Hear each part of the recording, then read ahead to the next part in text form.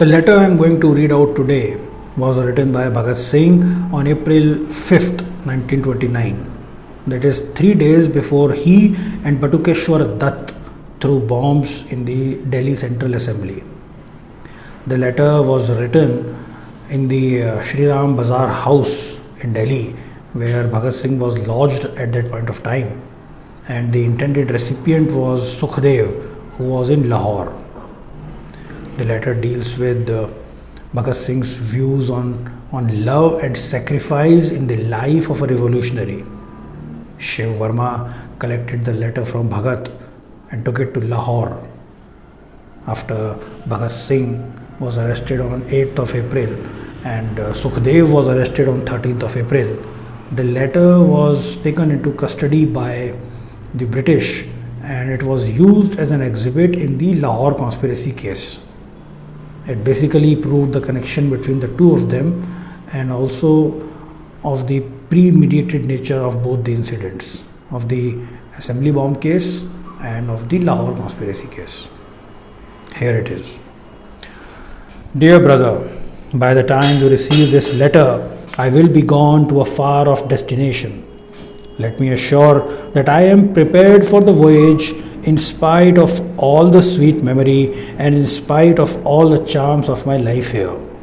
Up to this day, one thing pinched in my heart, and it was this, that my brother, my own brother, misunderstood and accused me of a very serious charge, the charge of weakness. Today I am quite satisfied. Today more than ever do I feel that was nothing but a misunderstanding, a wrong calculation. My over frankness was interpreted as my talkativeness and my confession as my weakness. I am not weak, not weaker than anyone amongst us, brother. With a clear heart I go. Will you clear your heart too? I will be very kind of you, it will be very kind of you, but note that you are to take no hasty step. Soberly and calmly you are to carry on the work. Don't try to take the chance at the very outset. You have some duty towards the public that you can fulfill by continuing this work. As a suggestion, I would say that M.R. Shastri appeals to me more than ever. Try to bring him in the arena, provided he himself may be willing, clearly knowing the dark future that lies before us. Let him mix with men and study their psychology. If he will work in the right spirit, he will be the better judge. Arrange as you may deem fit. Now, brother, let us be happy. By the way, I say that I cannot help arguing once again my case in the matter under discussion. Again do I emphasize that I am full of ambition and hope and of full charm of life. But I can renounce all at the time of need, and that is the real sacrifice. These things can never be hindrance in the way of man, provided he be a man. You will have the practical proof in the near future. While discussing anybody's character, you asked me one thing, whether love ever proved helpful to any man. Yes, I answer that question today. To Mazzini it was. You must have read that after the utter failure and crushing defeat of his first rising, he could not bear the misery and haunting images of his dead comrades. He would have gone mad or committed suicide but for one letter of a girl he loved. He was as strong as anyone, nay, stronger than all.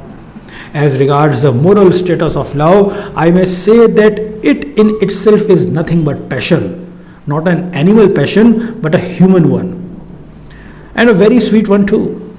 Love in itself can never be an animal passion. Love always elevates the character of man. It never lowers him, provided love be love. You can't call these girls, mad people as we generally see in films, as lovers. They always play in the hands of animal passions. The true love cannot be created. It comes of its own accord. Nobody can say when. It is but natural. And I may tell you that a young man and a young girl can love each other, and with the aid of their love they can overcome the passions themselves and can maintain their purity. I may clear one thing here. When I said that love has human weakness, I did not say it for an ordinary human being at this stage where the people generally are. But that is most idealistic stage when men would overcome all these sentiments, the love, the hatred and so on, when man will take reason as a sole basis of his activity. But at present it is not bad, rather good and useful to man. I rebuked the love of one individual for one, and that too in idealistic stage. And even then, man must have the strongest feelings of love, which he may not confine to one individual and may make it universal. Now I think I have cleared my position. One thing I may tell you to mark. We, in spite of all radical ideas that we cherish, have not been able to do away with the over-idealistic Arya Samajist conception of morality. We may talk glibly about all the radical things that can possibly be conceived, but in practical life, we begin to tremble at the very outset. This I will request you to do away with. And may I, without the fear of being misapprehended, request you to kindly lower the standard of your over-idealism a bit, not to be harsh to those who will live behind and will be the victims of a disease as myself. Don't rebuke them and thus add to their woes and miseries. They need your sympathy. May I repeat that you, without bearing any sort of grudge against any particular individual, will sympathize with those who need it the most. But you cannot realize these things unless and until you yourself fall a victim to this. But why am I writing all this? I wanted to be frank. I have cleared my heart. Wish you all success and a happy life. Yours, Bhagat Singh.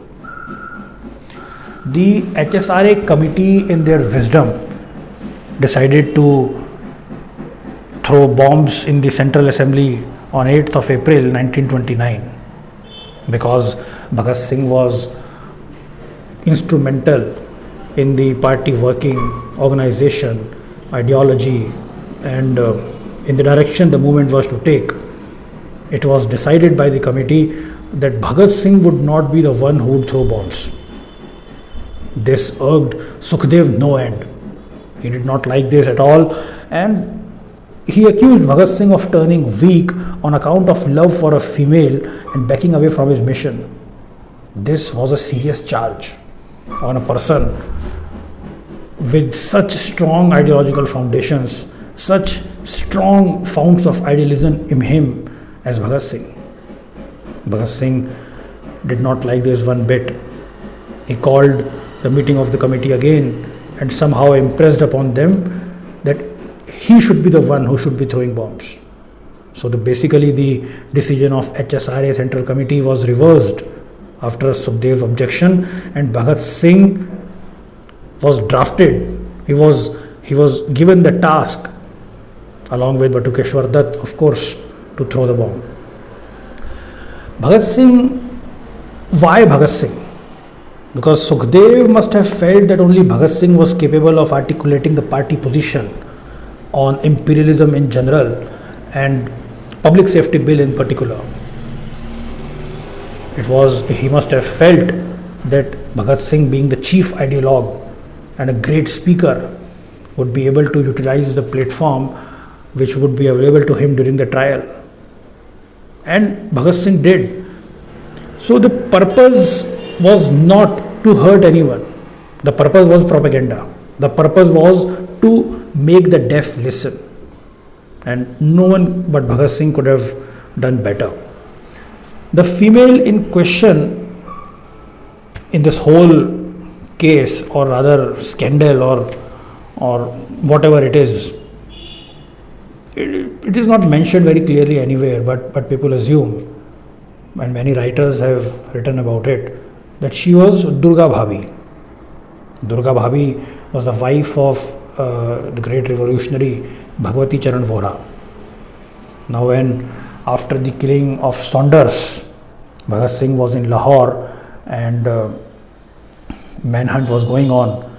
So Bhagat Singh, he dressed himself as a European, put a felt cap on his head, took up the name of Ranjit and boarded a train along with his wife Sujata, who was played by Durgabhabhi.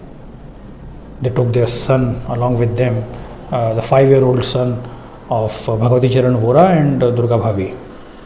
So the trio, they travelled from Lahore to Kanpur in a train and stayed in Kanpur in a hotel for 2 days. It was during this journey and during this stay, with the manhunt going on and Bhagat Singh realizing that there are repercussions, opened up to the lady.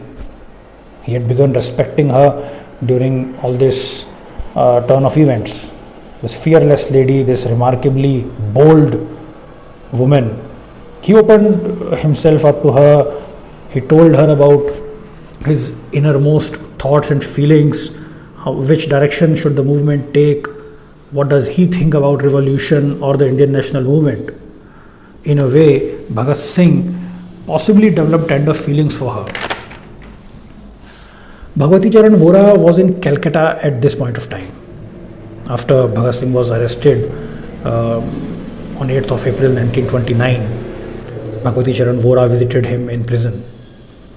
Needless to say that there is no evidence of any kind of romance between Durgabhabhi and Bhagat Singh, but it can be said that they did share tender affection for each other, which is quite natural when two people idealistic to the core spend so much time in proximity. The letter written by Bhagat Singh is a demonstration that Bhagat was not a stone-cold zealot, rather a self-aware young man who willingly sacrificed his innermost tenderness and ascended the stairs that led to the noose, all for the love of freedom. Jai Hind.